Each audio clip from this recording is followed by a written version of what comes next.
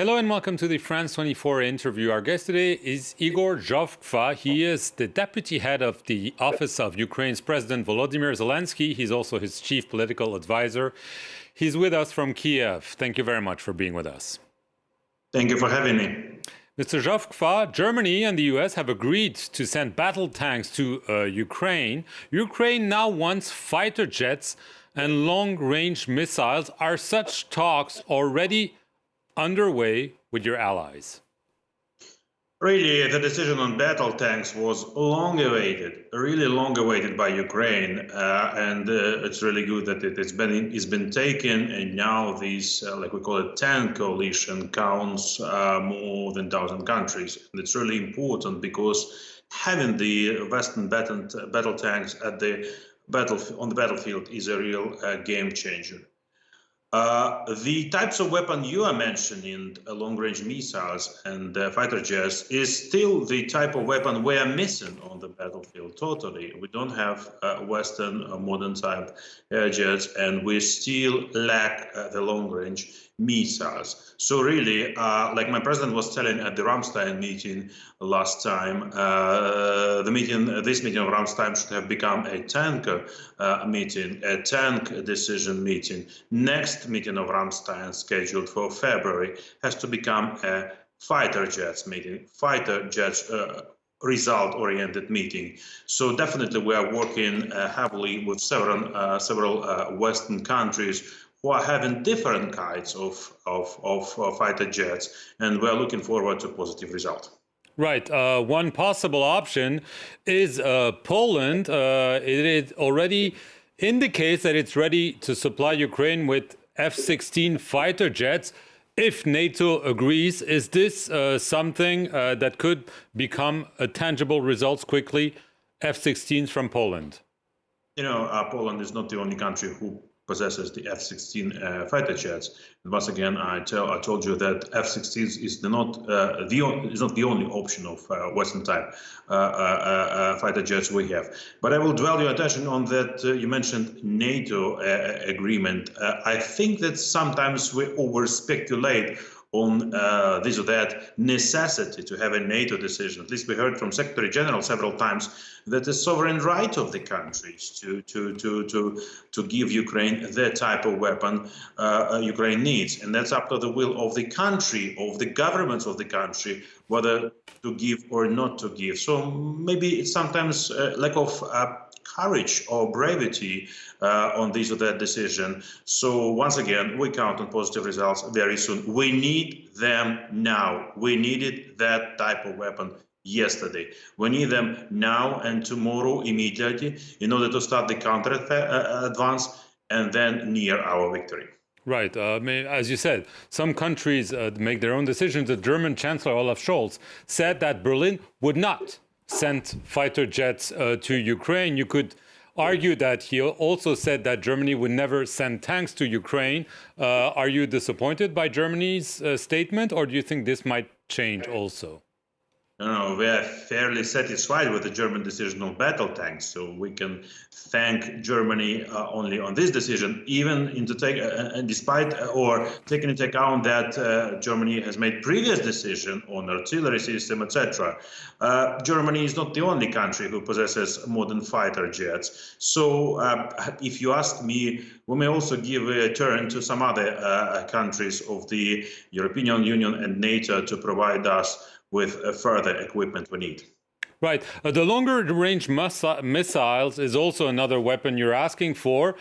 Could this be useful for Ukraine, maybe to target more Russian bases, troops, and infrastructure in Crimea, for instance? That could also be a big change on the battlefield.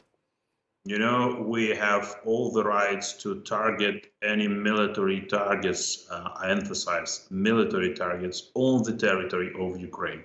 We never aim at targeting anything not on the territory of Ukraine, not on the sovereign territory of Ukraine. And we all remember the borders of Ukraine as of 24th of October 1991, included Crimea as well. On the ground, it seems that there is a stalemate. Ukraine has stopped making military gains, and some are concerned that Russia is planning a major offensive around the 24th of February. Is this what Ukraine's military and intelligence circles are fearing? That's the information we have not only from intelligence services of our country, but from our partners. I will not speculate on this, but this is really serious. At the same time, you're talking about stopping by Ukrainian armed forces. I would describe it like this. We might lose the momentum. We had a very good and rightful decisions vis-a-vis situation on the battlefield throughout the last 6 months. We liberated almost 50% of the territory Russia captured starting from the open aggression on the 24th of February last year. So in order not to lose the momentum, again, we are coming to the issue of the needed weapon, because when you start the counteroffensive, you first need artillery systems in order to start the artillery fight.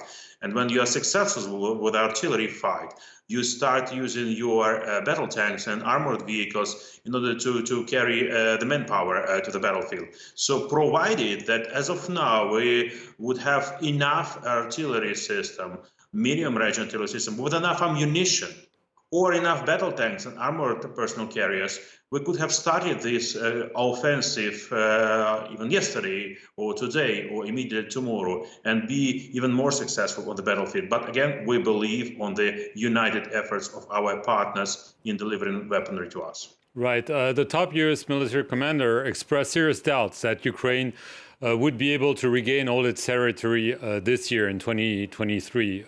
Do you intend to prove him wrong? I would just, remember some military experts saying in the beginning of war that Ukraine will not withstand more than 3 or 5 or let's have 1 week after Russian aggression. Today, we're almost nearing 1 year of the open Russian aggression. Not only withstanding we are on the battlefield, but we have all the successes on the battlefield and definitely will do. We do want the victory to happen in 2023, and we have all grounds for this. Your president said Russia's participation in the 2024 Paris Olympic Games would amount to showing terror can allegedly be something acceptable. Will Ukraine athletes boycott the Paris Olympic Games if Russia and Belarus, by the way, are able to participate in one way or the other?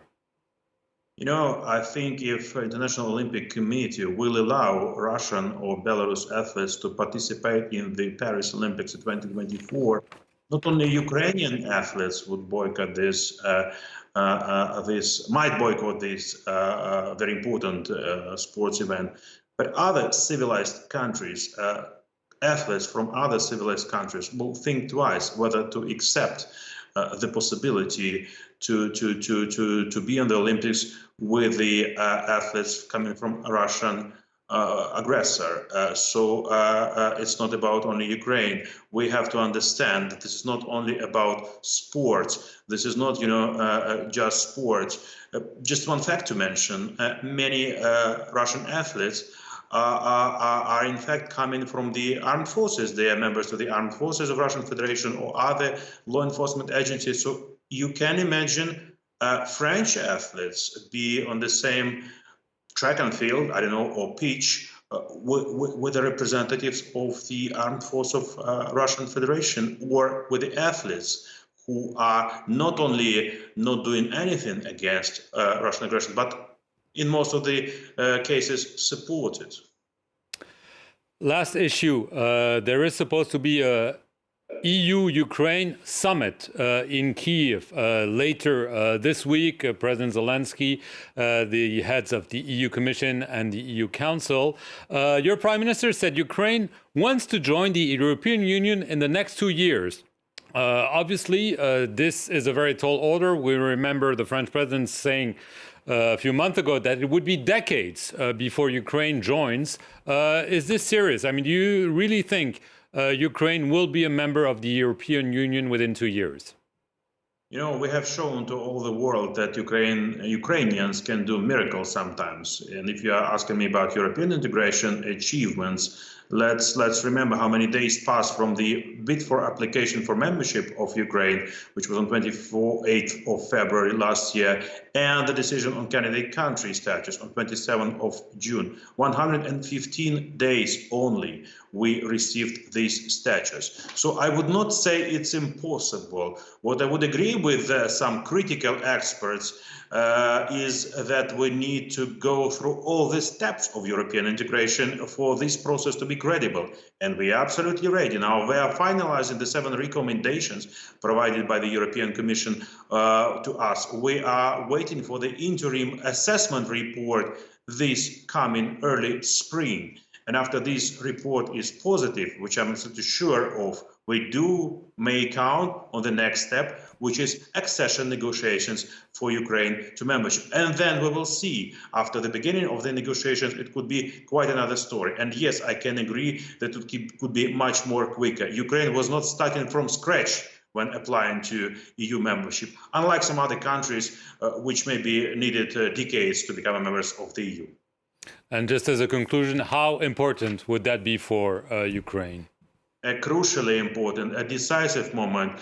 Becoming a full-fledged member of the EU or nearing this aim is also one of the pillars of Ukraine's victory of the aggressor. We want to become a part of the European future rather than the Russian past, a part of the EU rather of the USSR 2.0. And that's what we're going to achieve. Igor Zhovkva, I want to thank you very much for being with us here on the France 24 interview from Kyiv, the capital of Ukraine. Thank you all for watching it.